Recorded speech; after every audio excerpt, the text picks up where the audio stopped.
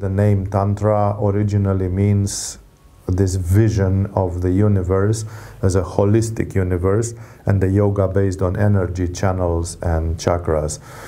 But generally today when people use the name Tantra, they use it referring especially to the sexual part of Tantra, which is a part of Tantra which is like 5 to 10% of what Tantra really is. Yes, in Agama Yoga we do teach the sexual part of Tantra as well, and there are several reasons for it. The first reason is that generally a physically based yoga, such as Hatha Yoga, the yoga of the body, is indistinguishable almost from Tantra, because as long as you cultivate a healthy, vital body, that body will have sexual needs.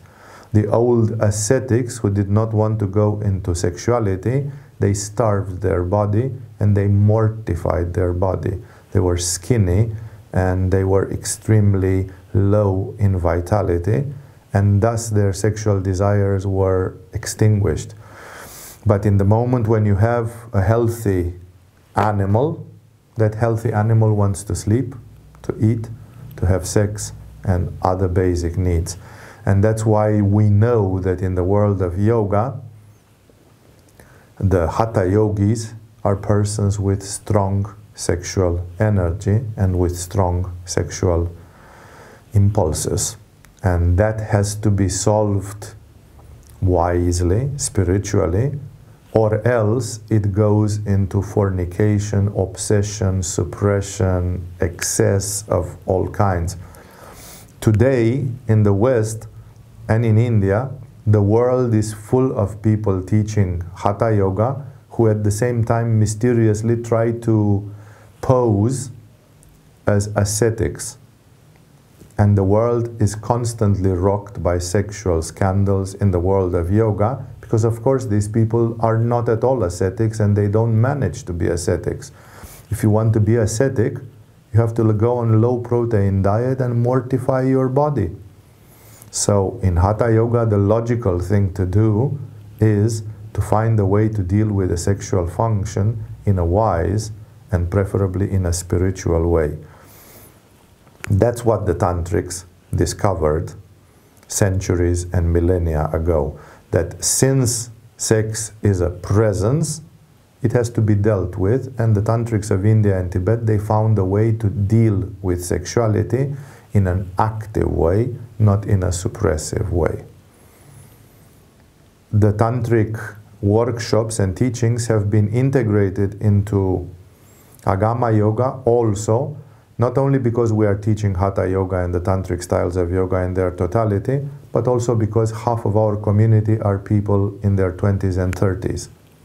These are young people, they don't intend to be ascetics, and they want to have a sexual life.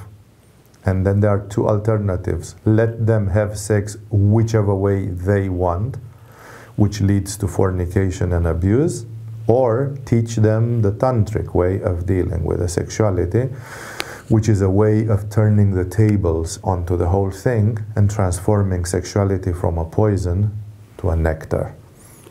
So, as you can see, including sexual Tantra into the teachings of Agama was inevitable. It was a great necessity. The last thing to be said is that we created the Tantric workshops in the way they are as to keep them outside of the main curriculum of Agama courses. That means Tantra workshops and other activities, they are completely optional in Agama. We do that taking into account the fact that there are people who are coming to Agama intending to practice celibacy. There are people who come to Agama who are not prepared to approach the path of the sexual Tantra because of traumas, emotions, stages of life in which they are. And because of that, the sexual Tantra is not forced upon anybody in Agama. It is an option, and it's a sort of a parallel track, a parallel path that people who choose so, they do. Of course, we see that most of the young people are curious about it and they would give it a try.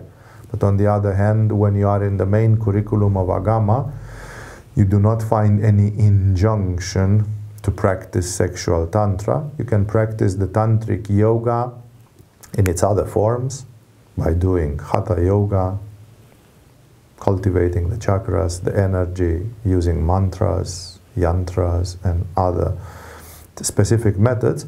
And sexual Tantra thus is not a must. It's an optional thing in Agama.